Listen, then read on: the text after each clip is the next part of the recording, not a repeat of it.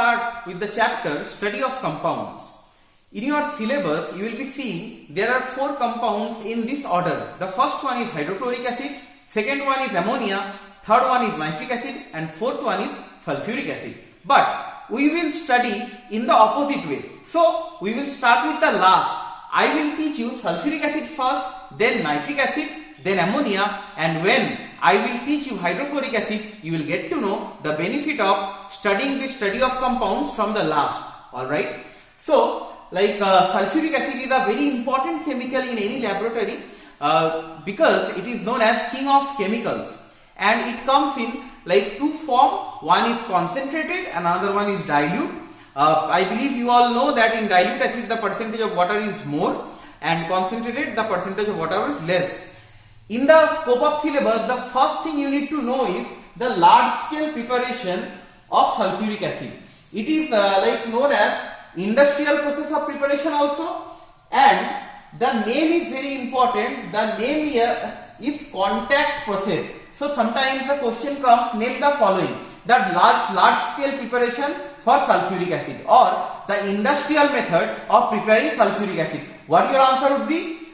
Contact process. That's it. Now in syllabus you have only equations with conditions. So in your book you will be finding that they have explained with the how the industry is created and all. You need not to study these all. Only the equations what I have written here and their respective conditions.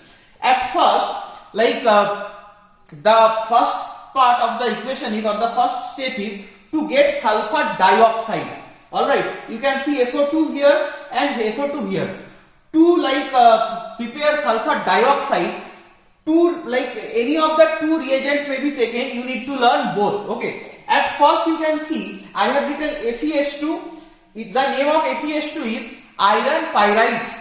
Okay. If iron pyrites is burnt in air, that means what? React with oxygen, iron 3 oxide and sulfur dioxide gas will be produced. So this is the first equation what you need to learn. 4 FeS2, 4 iron pyrites. Please learn the spelling of pyrites correctly, because while checking your notebook, we find the spelling pyrites is wrong so many times. So I want you all to be careful about the spellings from the very beginning. So 4 iron pyrites plus 11 oxygen, it is burnt in air, so it reacts with oxygen to form iron 3 oxide and sulfur dioxide gas. Balance is also very important, 4 and 11. Okay, 4 FeS2, 11 O2. Then 2 and 8. Okay, you have to remember the balance. And the easier reaction is what? To burn sulfur in air, sulfur plus oxygen, sulfur dioxide. But you may think that, okay sir, I will learn the easier one. No, this reaction is in the syllabus, and so many times the question came based on this reaction. So you have to learn both. And please remember the name of this FeS2, iron pyrites. Alright. Then in the first step you have got sulfur dioxide. In the next step you have to oxidize the sulfur dioxide, and you will be getting what? Sulfur trioxide. So the next reaction is the most important reaction, and this is a reversible reaction as well. So the next reaction is 2 SO2, 2 sulfur dioxide plus 1 oxygen gives 2 sulfur trioxide and plus heat energy. So this is what? This is exothermic reaction. The catalyst used here either vanadium pentoxide, V2O5, or platinum. Okay, and the temperature should be maintained around 450 degrees Celsius to 500 degrees Celsius. So the second reaction what you have to remember is 2 sulfur dioxide plus 1 oxygen, above arrow vanadium pentoxide catalyst or platinum, and down arrow the temperature you must write 450 degrees Celsius gives 2 SO3 plus heat energy. And you must not forget to give the reversible sign, because this is reversible reaction. Okay, there is an equilibrium existing between the forward reaction and the backward reaction. We will discuss more on equilibrium in class 11. Alright. And the third and final step is you got SO3, you got sulfur trioxide. Now in your mind only, can you just add SO3 with water? What I am saying is, suppose you have SO3 here. If you add water, what will you get? 2 atoms of hydrogen, 1 atom of sulfur, And total how many oxygen atoms? Here 3, here 1. So 3 plus 1, 4. Right? So SO3 plus water we get H2SO4, or I can write the equation in this way also. H2SO4 minus water gives SO3. Right? I am writing this to make you understand one thing. I want you to know acid anhydride. Acid anhydride.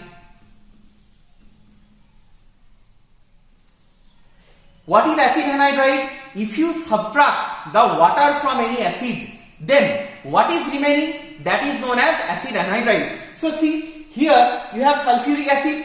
If water is subtracted, that means 2 atoms of hydrogen and 1 atom of oxygen is removed, then SO3 is remaining. So sulfur trioxide is the acid anhydride of sulfuric acid. Similarly, I can give example of carbonic acid, H2CO3. If you subtract water from H2CO3 carbonic acid, CO2 will be remaining, and you all have learned if you dissolve carbon dioxide gas in water, you get carbonic acid. So the acid anhydride of carbonic acid is carbon dioxide. So I hope you understood acid anhydride. So what my point was that this sulfur trioxide is the acid anhydride of sulfuric acid. So like in your mind, by the time you must be thinking that if you simply add water to sulfur trioxide, you will get sulfuric acid, like the reaction I have written right now, SO3 plus water H2SO4, right? But actually we don't do that. Why? There are two reasons. As sulfur trioxide is very difficult to dissolve in water, so if you try to dissolve SO3 in water, lots of heat energy will be produced, large amount of heat energy will be produced, and a mist of sulfuric acid will be formed in the form of droplets, water droplets. So what I am saying, you have water here. If you want to dissolve sulfur trioxide in this water, heat energy will be evolved, lots of heat will be produced, and what will happen, the sulfuric acid, what will be formed little bit, that will be accumulated in the form of water droplets around the beaker or the container where you try to dissolve sulfur trioxide in water. So that is why we do not dissolve sulfur trioxide directly in water. So like I told you what we do not do, so we have to know what we do. What we do is we dissolve sulfur trioxide in 98% sulfuric acid. That means what? We dissolve the sulfur trioxide gas to sulfuric acid only. Understanding? Where the concentration of sulfuric acid is 98%. Now you quickly do the addition of algebra. How many H? So 2H. Here one sulfur, so total 2 sulfur atoms.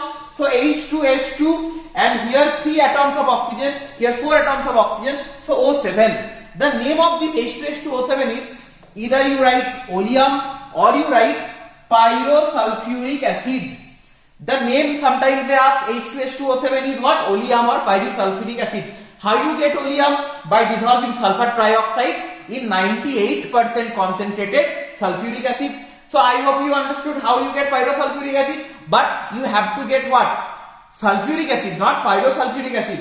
So like what we do is, we take this pyrosulfuric acid and we dilute it. How we dilute pyrosulfuric acid? How we dilute any other acid? By adding water to it. So if you add water to it, if you do the algebraic addition, let's see what you get. Here 2 atoms of hydrogen, here also 2 atoms of hydrogen, so 2 plus 2 is 4. Then sulfur, 2 atoms only, here no sulfur, so H4H2 and O7 plus 1 is 8. But there is no compound named H4H2O8. What we can do is, we can take 2 common out and then we can see it is 2 sulfuric acid, 2H2SO4. Alright, so how we are getting sulfuric acid?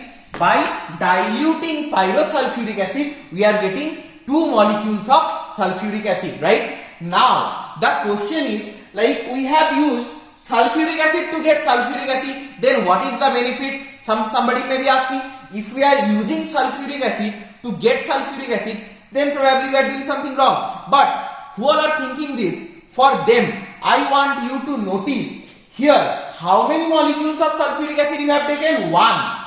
SO3 plus 1 sulfuric acid, right? And here, how many molecules of sulfuric acid you are getting? 2. So, isn't it your net gain of sulfuric acid? Right? So, I hope you understood why we use 98% sulfuric acid to dissolve sulfur trioxide. We get pyrosulfuric acid or oleum. Then we dilute this pyrosulfuric acid or oleum to get sulfuric acid. Right? So, this is the large scale preparation or industrial preparation of sulfuric acid. The name is contract process. Alright. So, I hope you understood that. After the large scale preparation, what we have is there are 4 properties of sulfuric acid what we must learn. The first property is what? Typical acidic property. Alright.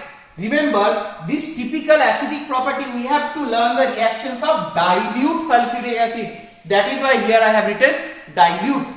So, these all reactions you all have already learned in the chapter acids, bases and salt, where you have learned acids reaction with any alkali or base, where the neutralization reaction is taking place. Acid plus base gives salt plus water. Then what you have learned? Any metallic carbonate or any metallic bicarbonate, they produce what? Carbon dioxide gas, and the respective sulfate salt is produced. That means what? Which metals carbonate? That metal sulfate. Here it is the carbonate of potassium, so potassium sulfate. Here it is the bicarbonate of magnesium, magnesium sulfate. But to write these formulas correctly, you must be knowing their actual symbol, valency and all these basic. So, if some of you are thinking you forgot few of the element valency, please do a revision before writing this all equation.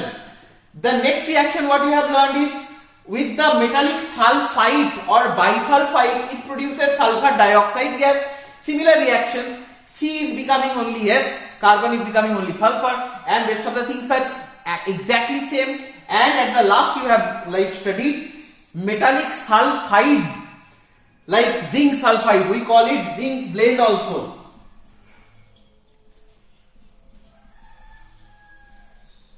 Sometimes to confuse the students, the council asks questions, write the reaction of sulfuric acid with zinc blende. So you may think, what is zinc blende? Please remember, zinc blende is nothing but zinc sulfide. So dilute sulfuric acid will react with zinc blende to give hydrogen sulfide gas and the respective metallic sulfate. So it is the sulfide of zinc. So zinc sulfate will be formed. Understood? Now so you have understood what are the reactions you have to learn to prove that typical acidic property of dilute sulfuric acid. These are the examples. You may make your own reactions with any metallic carbonate, with any metallic bisulfide, with any metallic sulfide, or with any base or alkali, right? So don't think that these are the only reactions, right? So now we have 3 more properties where we have the reactions of concentrated sulfuric acid. Only the typical acidic property is of dilute sulfuric acid, but now onward, least volatile property and the other properties, there we will learn the reaction of concentrated sulfuric acid. So let's see what is happening here. Concentrated sulfuric acid plus sodium chloride or potassium chloride or sodium nitrate or potassium nitrate, right? See, this part is same. So I haven't repeated this part, concentrated sulfuric acid. So here we have exactly these 4 reactions, okay? Concentrated sulfuric acid, if it reacts with sodium chloride, here the temperature is must below 200 degrees Celsius. I have written less than 200 degrees Celsius. So if the temperature is below 200 degrees Celsius, bisulfate will be formed, right? Not sodium sulfate or potassium sulfate, but sodium bisulfate or potassium bisulfate, and hydrogen chloride gas and nitric acid vapor will be the product. So these all reactions, if you practice once, it will be done. Understood? So like these are the two properties. The third property what we have is dehydrating agent. Number 3 I am writing here. Dehydrating property of sulfuric acid. Dehydrating agent. This is the property of only concentrated sulfuric acid, not dilute. Only the first point we have learned the reaction of dilute sulfuric acid. Then whatever we are learning, they are the property of concentrated. So here, like you must have known about copper sulfate crystals, CuSO4.5H2O, which is blue color crystals.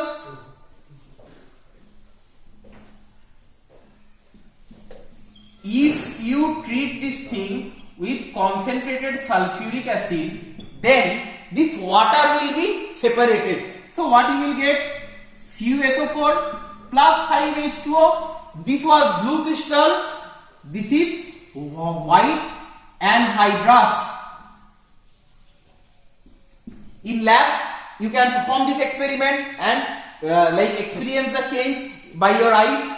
So here the observation is asked many times. Okay. So you have to say the observation is what? Blue crystal turns to white anhydrous substance, and here sometimes students do the mistake, they write plus sulfuric acid and they try to make something over for sulfate. So please remember, for dehydrating agent you are going to write the sulfuric acid above arrow, not like reactant. It is not the reactant here, it is the dehydrating agent which is taking out the chemically combined water from the molecule. Probably you know about sugar. The formula of sugar is C11 C12 H22 O11. If you treat this thing with concentrated sulfuric acid, then water will be going out. So if you remove like here 22 hydrogen and 11 oxygen, so I am writing 11 water at the first, because dehydrating agent they will take out the water. So what is left? Only C12, but we will write what? 12C. So here the observation is what? Black spongy mass of carbon. Sugar crystals turn into black spongy mass of carbon. This is the observation. So here some of you may write the reaction in this way, but if you write in this way, then you won't be like able to make any product this side. So that is why I am saying, whenever you write the reaction of dehydrating agent, you write it above the arrow, not like as the reactant giving plus sign. Alright, and the last property what we have is, that is the oxidizing property of sulfuric acid, oxidizing agent.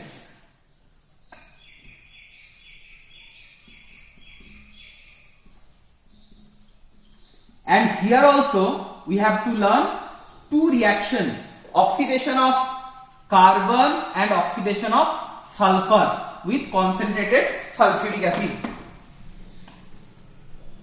So we are writing C plus H2SO4 concentrated, CS plus H2SO4 concentrated, right? If carbon gets oxidized, so carbon dioxide will be the product. Always remember, if anywhere carbon is getting oxidized, the product formed will be carbon dioxide. Plus, always this concentrated sulfuric acid produce sulfur dioxide gas. So SO2 I am writing, and water will be formed, plus water. Now if you balance this reaction, you will be getting like 2 sulfuric acid here, that will give 2 SO2 and 2 H2O. Alright, now you write this equation C plus like concentrated sulfuric acid, similarly like this equation, making the C2S, that is what we are changing, sulfur plus H2SO4 concentrated. At first what you have got, like if C gets oxidized to give out CO2, then S will get oxidized to give out SO2. So I am writing SO2 plus what I said, if there is concentrated sulfuric acid in the reaction, sulfur dioxide gas has to be produced. So I am writing SO2 again, and of course water, where these hydrogen atoms will go, they also have to come out as the product, plus water. Now you can balance it also like in this way. So you can write 2 sulfuric acid. So here you have written 2 SO2, here also you have written 2 SO2. Now here you already have 1 SO2. So 2 SO2 and 1 SO2 will give you together how many SO2? 3 SO2. And here 2 water, then your reaction is balanced. So the oxidation of carbon and oxidation of sulfur, we must know. You have to remember what? Carbon gets oxidized to give out CO2, sulfur gets oxidized to give out SO2. And wherever the reaction of concentrated sulfuric acid, there has to be sulfur dioxide gas. Understood? So these are the 4 properties of sulfur dioxide you have to learn. Let me close the topic of sulfuric acid by telling you the chemical test of sulfuric acid. Always remember the test for sulfuric acid or sulfate radical. Wherever this SO4 2- is present, you use the reagent barium chloride. Barium chloride. Okay, that gives out a white precipitate which is insoluble in all the mineral acid. So what you have to write on using barium chloride or on treating with barium chloride, a white precipitate is obtained,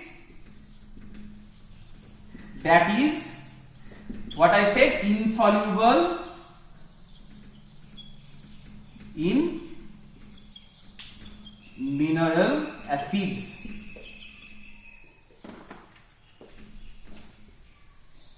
So that is all about the chemical test of sulfuric acid. The reaction, if they do not ask, you need not to give. If they ask only the test, this is exactly what you have to write. Only treating with barium chloride, a white precipitate is obtained that is insoluble in mineral acids like HCl, HNO3, etc. HCl, HNO3, etc. Let me show you the reaction also. Let's take sulfuric acid only, dilute plus barium chloride, BaSO4. This is the white precipitate. This is the insoluble sulfate salt of barium, which is there in the precipitate, plus 2 HCl. Alright, so these are the things you have from the topic sulfuric acid. I hope you enjoyed this lesson of sulfuric acid. Thank you.